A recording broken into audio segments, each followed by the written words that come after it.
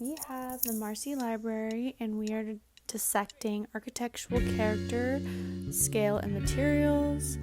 So this is a Google Earth view, and this is how you can see it in comparison to everything around it. There are plenty of religious centers near the library, as well as a public pool right down the street, which is Jewish owned. We have a subway line nearby, and we have 2 public bus lines located relatively closely as well. And there's a medical center right across the street.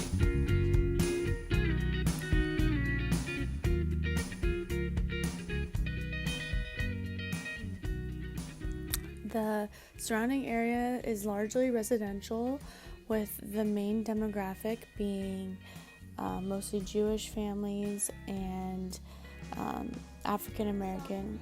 So community around the area, we have a Jehovah's Witness church right down the street, and this is a Jewish owned community public pool right down the street from our library right there.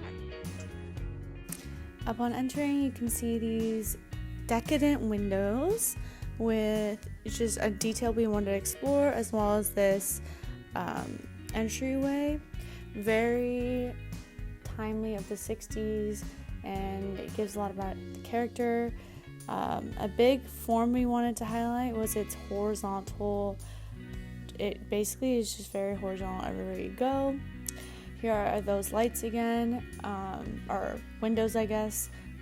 Bubbly windows, colorful. And then here we have an arch, which is the only rounded thing in the building, as well as the exposed masonry, which we thought was really interesting, which adds a lot of character to the building. The library's characteristic design elements were not placed there on accident. By analyzing the historical landmarks of Bed-Stuy, we can trace the origins of some of the library's designs back to architectural details created by the end of the 19th century. Taking into consideration both public and private use buildings, by simply walking around the neighborhood, you can spot tinted windows, arches, tinted windows embedded into arches, and different sizes of bricks creating patterns. There is also a consistent color palette for the neighborhood. The constant brown, red, and orange bricks with green and pastel yellow details. Bed-Stuy is known for its brownstones. Interestingly enough, when looking at plan view, you can notice a folded rhythm to their facade. That folded resemblance to the Marcy Library is even more visible when looking at a row of brownstones from the side.